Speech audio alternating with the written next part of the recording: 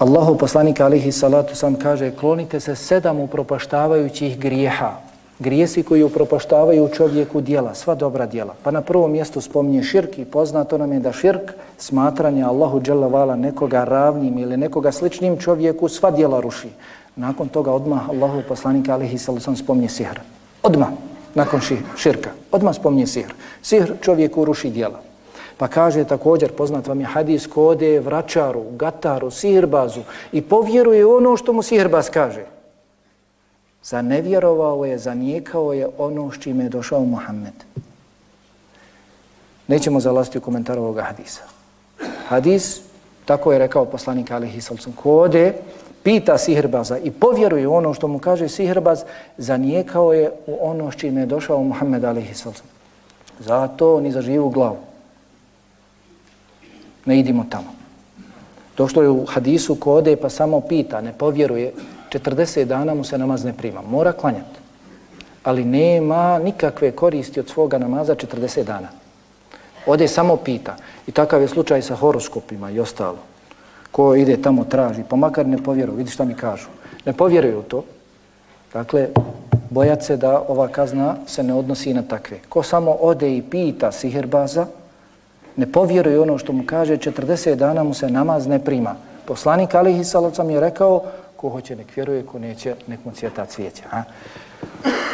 Poslanik alihi sallam je to rekao. A onaj koji povjeruje, da mu je rekao, a počesto, kao što je poznato, evo sad ćemo vidjeti neke simptome, pokazatelje, kako prepoznati sihirbaza, pogoditi ime, pogoditi odakle si došao, šta si sve prošao u putu i onda čovjek kada to čuje, povjeruje u sve ostalo što mu kaže. Povjeruje, ali zanijeće u poslanicu Muhammeda alihi salatu wasalam. Da spomenem što se tiče Bosne, jedan zanimljiv događaj. Mi znamo dobro da kod nas sihirbazi mnoge stvari koje rade vežu za određene datume, za određene paganske običaje, za određene proslave.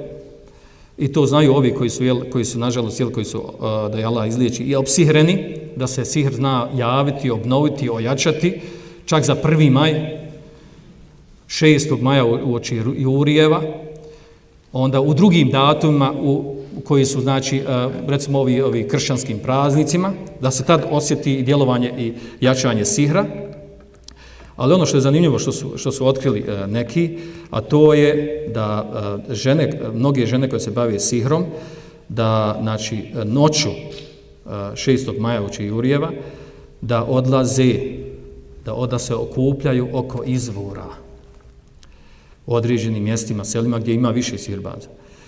I okupljaju se, naravno, čineći određena djela, približavajući se džinima s kojima surađuju i rade i pravi sihr, da je na jednom čak mjestu nešto i viđeno, postalo jako poznato, a to je da se okupljaju oko izvora. Znači, ako ima nekom selu izvor, tu one dođu u ponoći, čuje se određeni zvuk, kao neko puhanje u rog, i tu se one okupe.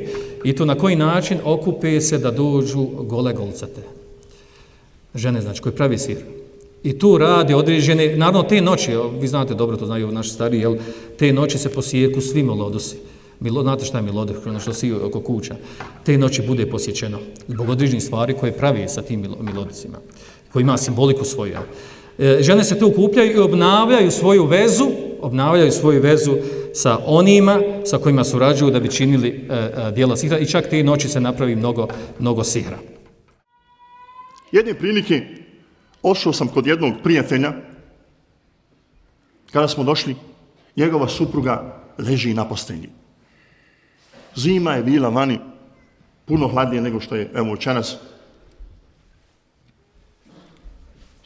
Peče ovako pored nje, nije mogla sebi naložiti vatru. Allah je dao, sam što sam proučio Fatihu, ustane, povrati, hamdla, dođe sebi, ode tamo, napravi kahvu i tako dalje. I poslije toga opet nije prošlo mnogo vremena, zove od mene, kaže, Arife, opet, kaže, pogodilo. Musibet. Kaže, da mi je da znam ko to pravi. Ja mu kažem, ko šalu, digni Allahu ruke. Allahu moj, Neka večeras ona koja radi ili onaj koji radi, neka je zaboli desna noga, neka ne dočeka sabaha. Ja zaboravio, sutra on zove, kaže, Ardo, šta je? Kaže, kolo mi hitna odvela na večer. Zabola je desna noga, tako mi je Allaha. Pa eto ti rekao, brate. Allahu se vrati, brate. Nemoj se meni obraćati. Allahu dželešanu. Allah je naš gospodar, vaš gospodar, gospodar svih svjetova. Allah dželešanu. Vjerojatno si iz početka razumjeli da učenjaci se čak razilaze oko toga da li je sihr, islamski učenjaci, Ehlu Sunnet vel Džemaat razilaze, da li je sihr stvaran ili je to pričinjavanje. Pa imamo skupinu učenjaka koji kažu da sihr u stvari nije stvaran. Pa kaže Ibn Hađir u Fethul Bariju, kaže, različiti učenjaci oko sihra, kaže, pa je skupina kaže da je to samo pričinjavanje, da nema svoje stvarno događanje, la haqiqate lehu. Dok kaže, kaže ovaj stav su izabrali, između ostali, kaže, naveo učenjaka Ebu Džafra od Šafija, Ebu Bekra Razija od Hanefija, Ibn Hazma od Zahirija.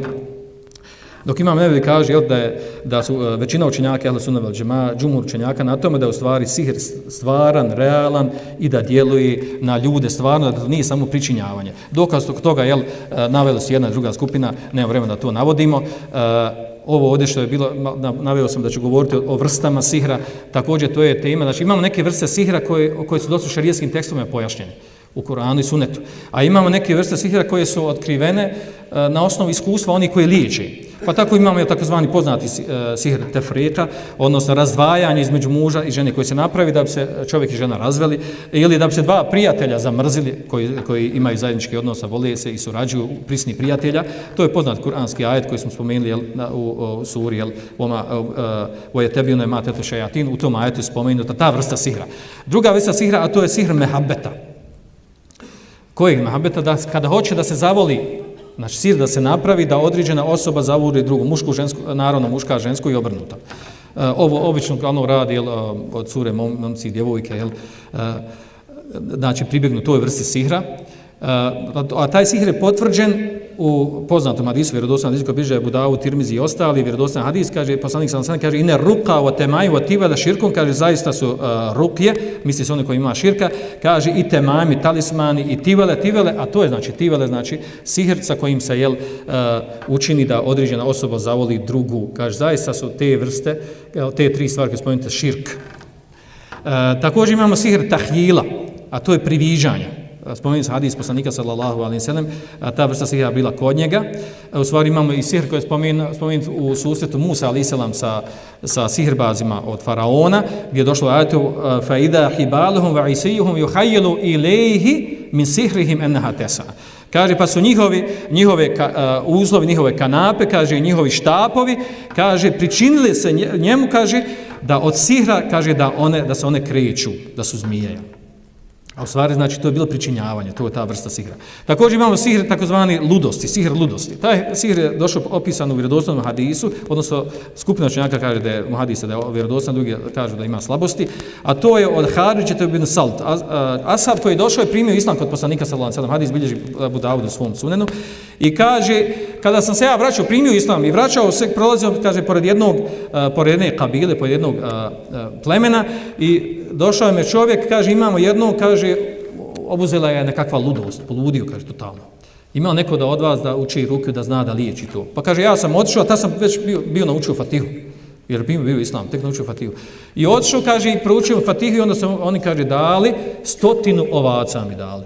Pa sam ja došao poslaniku sallallahu alejhi ve sellem, pitao ga, jel mi sad halal da to jedem što se uzeo, pa moj poslanik sam rekao, kaže, narod naslov hadisa, kaže da je dozvoljeno da jede i da je to, jedna od najljepših hrana, halal hrana koju jede, koji na takav način dobio. U drugom rivajetu spomenuto u stvari, da je 3 dana učio mu Fatihu, non stop učio mu Fatihu.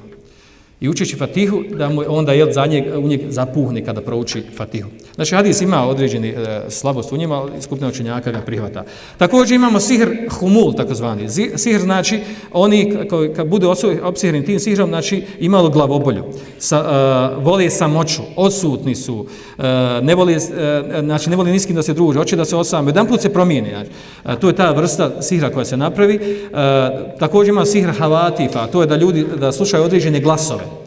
Nešto govori, dolazi, došaptava se, ima ružne snove, nešto ga proganja, ubija, zmije, ružni likovi, nakazni i tome slično. Onda imamo vrsta sihra, a to je sihr bolesti. Napravi se sihr da čovjeka boli određeni organ.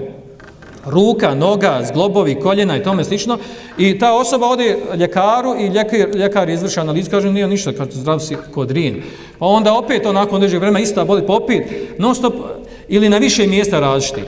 I znači, naravno, ako ne zna da može biti u pitanju sihr, čovjek može doživjeti velik poremećaj kod sebe, da ima ogromne bolove, da se ne može kretati, da ne može sjediti, da ne može, kao što nekim ljudima koji se opsiraju, ne može klanjati namaz, ne može pasti na koljena i slično tome, zaboli ga od jedan put dijelovi tijela, a u stvari radi se o sihru, gdje je zaduženi džini da pravi bol na tim mjestima. Najopasnija vrsta tog sihra je oni koji se pravi na lutkama.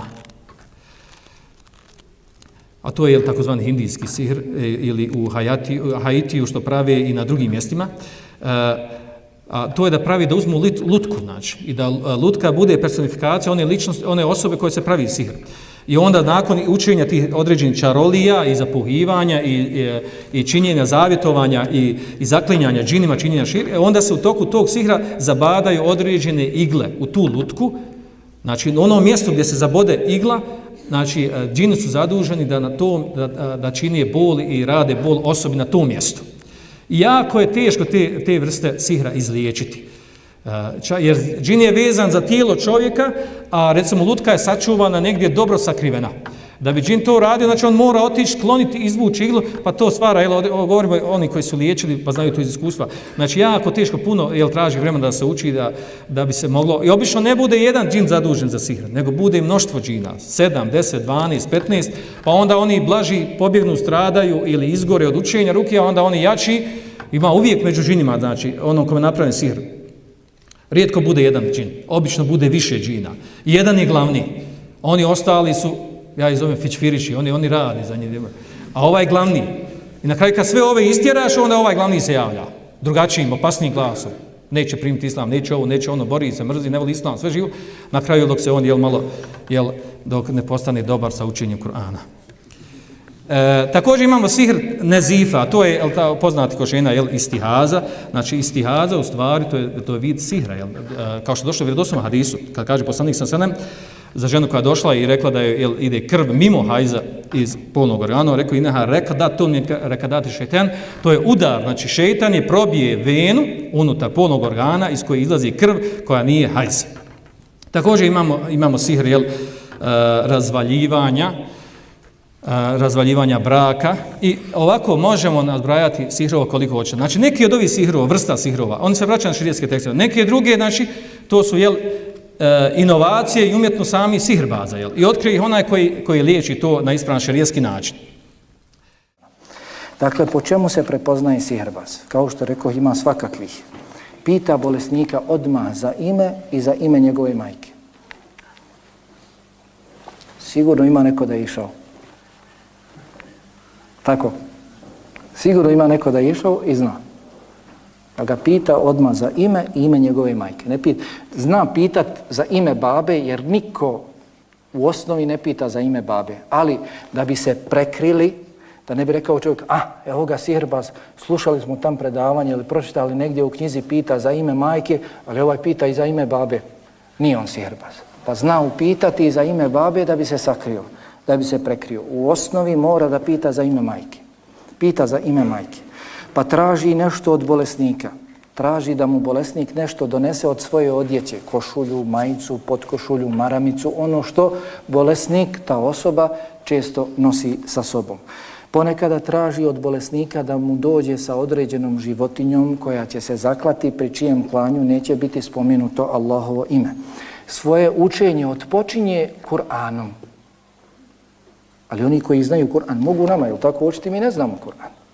Većina muslimana danas ne zna Kur'an, zato nam je stanje ovakvo. Otpočinju da bi zavarali muslimane, a tokom učenja onda ubacuju od sebe riječi. Kao što u onim zapisima kada ih razmotate ima negdje kuranskih ajeta, ali između riječi u ajetu ima i harfova, ima i brojeva, ima i džinskih imena i ostalo. Pa da bi zavarali, da bi ljudi rekli ovo je hodža, uči Kur'an, ljudi šta vam je, nemojte ga napadati. On počne učiti Kur'an, ali poslije dakle, i možete to naći na YouTube, ovome sam javno govorio na mnogim mjestima pa su skidali, jer ima ih tamo odakle ja dolazim. Pa su skidali sa YouTube, ali mislim dakle da ima još na nekim mjestima da se može pronaći. Uči dakle Kur'an i počne onda da ubacuje od sebe neke riječi. Zatim daje bolesniku komad platna, zastor na kojem su iscrtane kocke i nešto u njima napisano. Ponekada traži od bolesnika da se izoluje određeni period, da se ne miješa s ljudima, da ne primiče se vodi, da ne koristi vodu, da se ne čisti vodom. Zatim daje mu određene stvari da zakopa u zemlju, daje mu određene papire da ih zapali, pa da se nakadi tim dimom kada gore ti papiri. Zatim obavještava bolesnika odakle dolazi, kao i razlogom, obavještava ga o razlogu zbog kojeg dolazi i slično. Obavještava bolesnika o njegovoj budućnosti.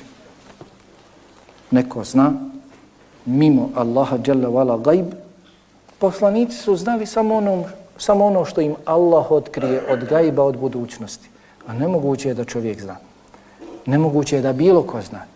Došlo je u hadisu, mnogi su ga zabilježili, da se šeitani, da se džini penju jedan na drugoga i prisluškuju prepisivanje Allahove odredbe za taj dan. Meleki kada prepisuju iz levhi mahfuza, pa čuju nešto i bivaju onda gađani od strane meleka, bivaju gađani zvijezdama, mi kažemo padalicama, bivaju gađani. Međutim, prenesu onu jednu riječ, jedan drugome prenesu. I dođe i kaže sihirbazu tu jednu riječ. I onda on kaže bolesniku tu jednu riječ, pogodi i bolesnik prihvati sve ostalo od njega. Zato ako vam neko počne govoriti o sudbini, dođi mi da ti gatam i ostalo, da ti proriče sudbinu, znaj dakle da je to adu, Allahov neprijatelj, to je iblis. Niko mimo Allaha dželle vala ne zna gajb, šta će se desiti. Niko. Poslanici su znali, poslanici, najbolji ljudi, samo ono što im je Allah dželle vala omogućavao. Pomažu se džinima i šejtanima, to je osnova. Sihirbazi se pomažu džinima i šejtanima. Dakle, nemoguće je da te obavijesti, ti došao iz Zenice u Gračanicu ili u Gradačac ili ne znam ti gdje, Dobo jug, došao i on te obavijesti gdje si zastao, popio kahvu, povratio i ovo sve ti kaže. Kako? Pomaže se džinima i šejtanima, oni ga obavještavaju. Prije toga on je morao njima da se pokori, da čini djela nevjerstva. I imaju ljudi, svjedoci koji su ih viđali kako ekremekumullah, čovjeku se naježi koža od toga, kako sjede u nužnicima i stavili Kur'an pod svoje noge. Vidjeli su svojim očima ljudi. I takvi su krepali, alhamdulillah. Takvi sihirbazi. Ulaze u nužnik, u nužnik s Kur'anom i stavljaju ga pod noge. Moraju da čine ogavne stvari, da jedu leševe, ono što je krepalo, da bi šejtani poslije služili njih. Pa dakle, osnova je da se služe džinima i šejtanima. Imamo mjesta, je 100% bošnjačko mjesto. Kad čim se dijete rodi, a to ćemo ako moda u naslovu pokazati, odmah mora otići kod nane koja veže končišće crvene boje, uzlove i puše. Kao ona kare uči Kur'an i kad prouči, onda ona puhne i sveže. Neudu billah, da nas Allah sačuva. Pa nije Kur'an konj. Kako ćeš vezati Kur'an? Već, braćo moja, ono što je vjerodostojno jeste tim puhanjem. Oni koji su sihirbazi, svakog džina vežu sa jedan čvor. Vežu ga. I zamislite, dijete dođe, nosi to od malena, čim se rodi. I svaki čvor ima jednog šejtana. odmah napadnu. Evo, pri rođenju, pa i ovo pri rođenju.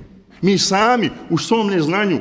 S druge strane, što se ne priča o tome, ne smije se pričati o tome. Pa i naši učeni ljudi boje se šeitana. Kao Allah se boje, nemoj se bojati šeitana. Moraš kazati istinu.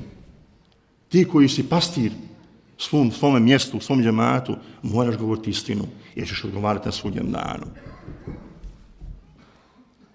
Da svaki zapis koji je haram, svaku hameliju, sušenu, brušenu, ne znam nije više kakvi nema.